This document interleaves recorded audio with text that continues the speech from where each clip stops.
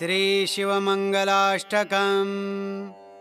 भवाय चन्द्रचूडाय निर्गुणाय गुणात्मने कालकालाय रुद्राय नीलग्रीवाय मङ्गलम्।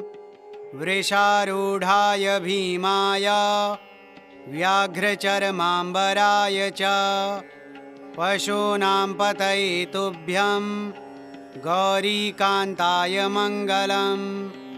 भस्मोद्धूलितदेहाय व्यालयज्ञोपवीतिने रुद्राक्षमालाभूषाय व्योमकेशाय मङ्गलम्। सूर्यचन्द्राग्निनेत्राय नमः कैलासवासिने सच्चिदानन्दरूपाय प्रमथेशाय मङ्गलम्। मृत्युञ्जयाय साम्बाय सृष्टिस्थित्यन्तकारिणे त्र्यम्बकाय सुशान्ताय त्रिलोकेशाय मङ्गलम्। गङ्गाधराय सोमाय नमो हरिहरात्मने उग्राय त्रिपुरघ्नाय वामदेवाय मङ्गलम्। सद्योजाताय शर्वाय दिव्यज्ञानप्रदायिने ईशानाय नमस्तुभ्यं पञ्चवक्त्राय मङ्गलम्। सदाशिवस्वरूपाय नमस्तत्पुरुषाय च अघोराय च घोराय महादेवाय मङ्गलम्। मङ्गलाष्टकमेतद्वै शम्भोर्यः कीर्तयेद्दिने तस्य मृत्युभयं नास्ति रोगपीडाभयं तथा। भवाय चन्द्रचूडाय निर्गुणाय गुणात्मने कालकालाय रुद्राय नीलग्रीवाय मङ्गलम्। वृषारूढाय भीमाय व्याघ्रचर्माम्बराय च पशूनां पतये तुभ्यं गौरीकान्ताय मङ्गलम्। भस्मोद्धूलितदेहाय व्यालयज्ञोपवीतिने रुद्राक्षमालाभूषाय व्योमकेशाय मङ्गलम्। सूर्यचन्द्राग्निनेत्राय नमः कैलासवासिने सच्चिदानन्दरूपाय प्रमथेशाय मङ्गलम्। मृत्युञ्जयाय साम्बाय सृष्टिस्थित्यन्तकारिणे त्र्यम्बकाय सुशान्ताय त्रिलोकेशाय मङ्गलम्। गङ्गाधराय सोमाय नमो हरिहरात्मने उग्राय त्रिपुरघ्नाय वामदेवाय मङ्गलम्। सद्योजाताय शर्वाय दिव्यज्ञानप्रदायिने ईशानाय नमस्तुभ्यं पञ्चवक्त्राय मङ्गलम्। सदाशिवस्वरूपाय नमस्तत्पुरुषाय च अघोराय च घोराय महादेवाय मङ्गलम्। मङ्गलाष्टकमेतद्वै शम्भोर्यः कीर्तयेद्दिने तस्य मृत्युभयं नास्ति रोगपीडाभयं तथा। भवाय चन्द्रचूडाय निर्गुणाय गुणात्मने कालकालाय रुद्राय नीलग्रीवाय मङ्गलम्। वृषारूढाय भीमाय व्याघ्रचर्माम्बराय च पशूनां पतये तुभ्यं गौरीकान्ताय मङ्गलम्। भस्मोद्धूलितदेहाय व्यालयज्ञोपवीतिने रुद्राक्षमालाभूषाय व्योमकेशाय मङ्गलम्। सूर्यचन्द्राग्निनेत्राय नमः कैलासवासिने सच्चिदानन्दरूपाय प्रमथेशाय मङ्गलम् मृत्युञ्जयाय साम्बाय सृष्टिस्थित्यन्तकारिणे त्र्यम्बकाय सुशान्ताय त्रिलोकेशाय मङ्गलम् गङ्गाधराय सोमाय नमो हरिहरात्मने उग्राय त्रिपुरघ्नाय वामदेवाय मङ्गलम् सद्योजाताय शर्वाय दिव्यज्ञानप्रदायिने ईशानाय नमस्तुभ्यं पञ्चवक्त्राय मङ्गलम् सदाशिवस्वरूपाय नमस्तत्पुरुषाय च अघोराय च घोराय महादेवाय मङ्गलम् मङ्गलाष्टकमेतद्वै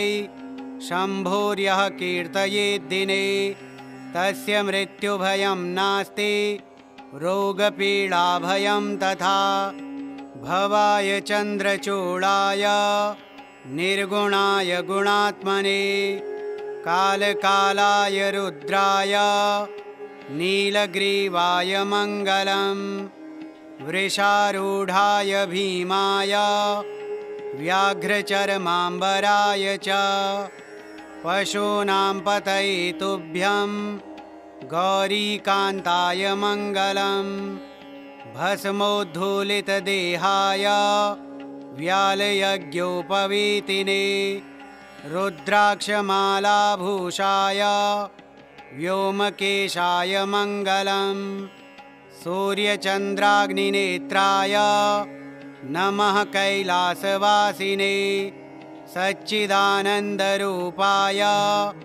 प्रमथेशाय मङ्गलम् मृत्युञ्जयाय साम्बाय सृष्टिस्थित्यन्तकारिणे त्र्यम्बकाय सुशान्ताय त्रिलोकेशाय मङ्गलम् गङ्गाधराय सोमाय नमो हरिहरात्मने उग्राय त्रिपुरघ्नाय वामदेवाय मङ्गलम् सद्योजाताय शर्वाय दिव्यज्ञानप्रदायिने ईशानाय नमस्तुभ्यं पञ्चवक्त्राय मङ्गलम् सदाशिवस्वरूपाय नमस्तत्पुरुषाय च अघोराय च घोराय महादेवाय मङ्गलम् मङ्गलाष्टकमेतद्वै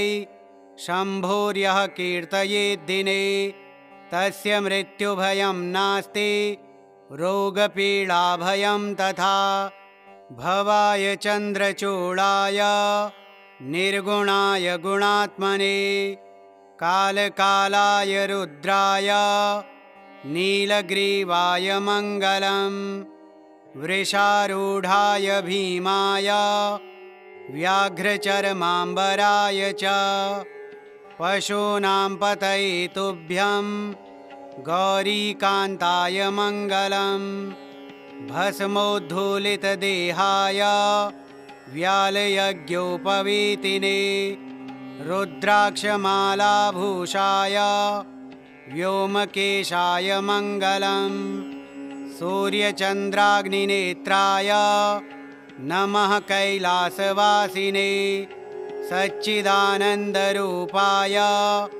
प्रमथेशाय मङ्गलम् मृत्युञ्जयाय साम्बाय सृष्टिस्थित्यन्तकारिणे त्र्यम्बकाय सुशान्ताय त्रिलोकेशाय मङ्गलम् गङ्गाधराय सोमाय नमो हरिहरात्मने उग्राय त्रिपुरघ्नाय वामदेवाय मङ्गलम् सद्योजाताय शर्वाय दिव्यज्ञानप्रदायिने ईशानाय नमस्तुभ्यं पञ्चवक्त्राय मङ्गलम् सदाशिवस्वरूपाय नमस्तत्पुरुषाय च अघोराय च घोराय महादेवाय मङ्गलम् मङ्गलाष्टकमेतद्वै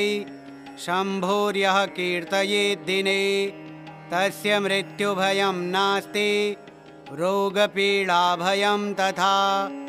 भवाय चन्द्रचूडाय निर्गुणाय गुणात्मने कालकालाय रुद्राय नीलग्रीवाय मङ्गलम्। वृषारूढाय भीमाय व्याघ्रचर्माम्बराय च पशूनां पतये तुभ्यं गौरीकान्ताय मङ्गलम्। भस्मोद्धूलितदेहाय व्यालयज्ञोपवीतिने रुद्राक्षमालाभूषाय व्योमकेशाय मङ्गलम्। सूर्यचन्द्राग्निनेत्राय नमः कैलासवासिने सच्चिदानन्दरूपाय प्रमथेशाय मङ्गलम्।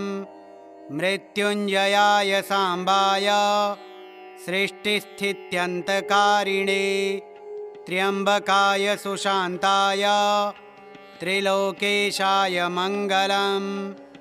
गङ्गाधराय सोमाय नमो हरिहरात्मने उग्राय त्रिपुरघ्नाय वामदेवाय मङ्गलम्। सद्योजाताय शर्वाय दिव्यज्ञानप्रदायिने ईशानाय नमस्तुभ्यं पञ्चवक्त्राय मङ्गलम्। सदाशिवस्वरूपाय नमस्तत्पुरुषाय च अघोराय च घोराय महादेवाय मङ्गलम्। मङ्गलाष्टकमेतद्वै शम्भोर्यः कीर्तयेद्दिने तस्य मृत्युभयं नास्ति रोगपीडाभयं तथा। भवाय चन्द्रचूडाय निर्गुणाय गुणात्मने कालकालाय रुद्राय नीलग्रीवाय मङ्गलम्। वृषारूढाय भीमाय व्याघ्रचर्माम्बराय च पशूनां पतये तुभ्यं गौरीकान्ताय मङ्गलम्। भस्मोद्धूलितदेहाय व्यालयज्ञोपवीतिने रुद्राक्षमालाभूषाय व्योमकेशाय मङ्गलम्।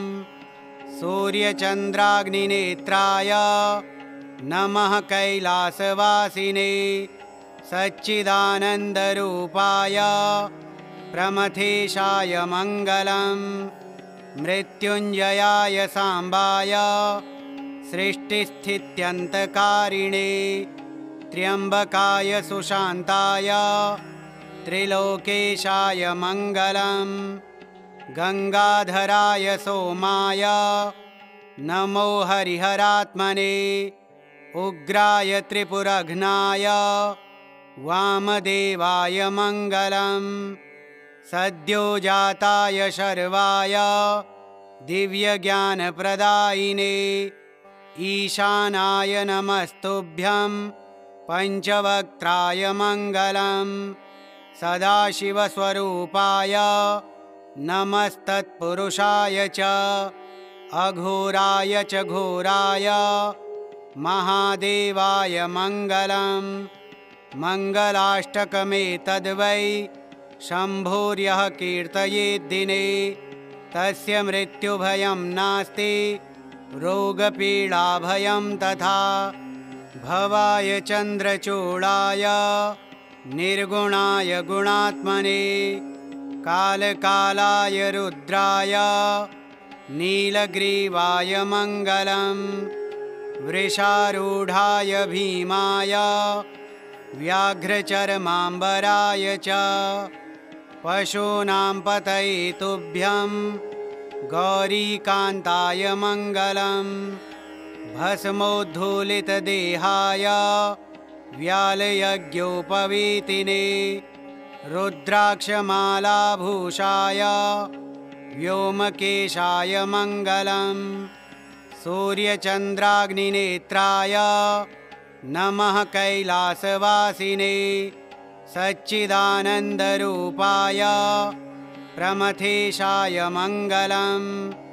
मृत्युञ्जयाय साम्बाय सृष्टिस्थित्यन्तकारिणे त्र्यम्बकाय सुशान्ताय त्रिलोकेशाय मङ्गलम्।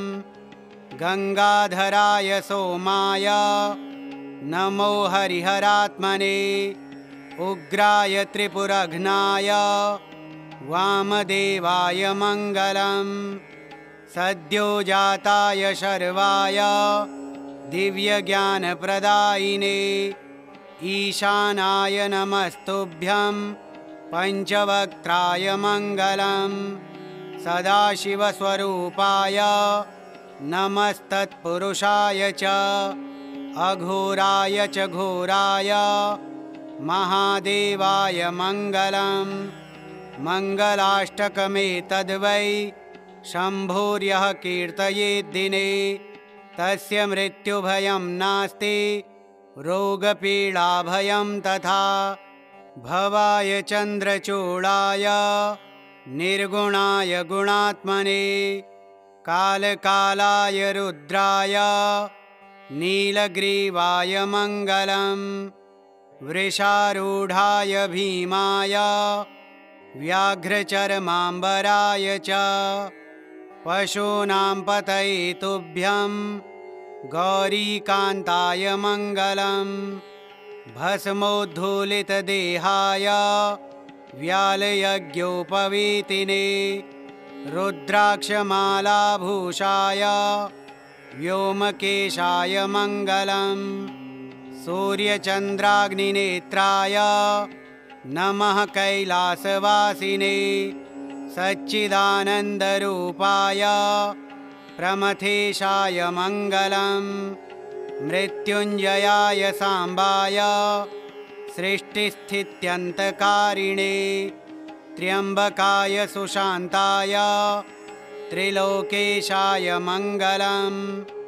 गङ्गाधराय सोमाय नमो हरिहरात्मने उग्राय त्रिपुरघ्नाय वामदेवाय मङ्गलम्। सद्योजाताय शर्वाय दिव्यज्ञानप्रदायिने ईशानाय नमस्तुभ्यं पञ्चवक्त्राय मङ्गलम्। सदाशिवस्वरूपाय नमस्तत्पुरुषाय च अघोराय च घोराय महादेवाय मङ्गलम्। मङ्गलाष्टकमेतद्वै शम्भोर्यः कीर्तयेद्दिने तस्य मृत्युभयं नास्ति रोगपीडाभयं तथा। भवाय चन्द्रचूडाय निर्गुणाय गुणात्मने कालकालाय रुद्राय नीलग्रीवाय मङ्गलम्। वृषारूढाय भीमाय व्याघ्रचर्माम्बराय च पशूनां पतये तुभ्यं गौरीकान्ताय मङ्गलम्। भस्मोद्धूलितदेहाय व्यालयज्ञोपवीतिने रुद्राक्षमालाभूषाय व्योमकेशाय मङ्गलम्। सूर्यचन्द्राग्निनेत्राय नमः कैलासवासिने सच्चिदानन्दरूपाय प्रमथेशाय मङ्गलम्। मृत्युञ्जयाय साम्बाय सृष्टिस्थित्यन्तकारिणे त्र्यम्बकाय सुशान्ताय त्रिलोकेशाय मङ्गलम्। गङ्गाधराय सोमाय नमो हरिहरात्मने उग्राय त्रिपुरघ्नाय वामदेवाय मङ्गलम्। सद्योजाताय शर्वाय दिव्यज्ञानप्रदायिने ईशानाय नमस्तुभ्यं पञ्चवक्त्राय मङ्गलम्। सदाशिवस्वरूपाय नमस्तत्पुरुषाय च अघोराय च घोराय महादेवाय मङ्गलम्। मङ्गलाष्टकमेतद्वै शम्भोर्यः कीर्तयेद्दिने तस्य मृत्युभयं नास्ति रोगपीडाभयं तथा। भवाय चन्द्रचूडाय निर्गुणाय गुणात्मने कालकालाय रुद्राय नीलग्रीवाय मङ्गलम्। वृषारूढाय भीमाय व्याघ्रचर्माम्बराय च पशूनां पतये तुभ्यं गौरीकान्ताय मङ्गलम्। भस्मोद्धूलितदेहाय व्यालयज्ञोपवीतिने रुद्राक्षमालाभूषाय व्योमकेशाय मङ्गलम्। सूर्यचन्द्राग्निनेत्राय नमः कैलासवासिने सच्चिदानन्दरूपाय प्रमथेशाय मङ्गलम्। मृत्युञ्जयाय साम्बाय सृष्टिस्थित्यन्तकारिणे त्र्यम्बकाय सुशान्ताय त्रिलोकेशाय मङ्गलम्। गङ्गाधराय सोमाय नमो हरिहरात्मने उग्राय त्रिपुरघ्नाय वामदेवाय मङ्गलम्। सद्योजाताय शर्वाय दिव्यज्ञानप्रदायिने ईशानाय नमस्तुभ्यं पञ्चवक्त्राय मङ्गलम्। सदाशिवस्वरूपाय नमस्तत्पुरुषाय च अघोराय च घोराय महादेवाय मङ्गलम्। मङ्गलाष्टकमेतद्वै शम्भोर्यः कीर्तयेद्दिने तस्य मृत्युभयं नास्ति रोगपीडाभयं तथा। श्रीशिवमङ्गलाष्टकं श्रीशिवार्पणमस्तु। ॐ श्रीशिवाय नमः।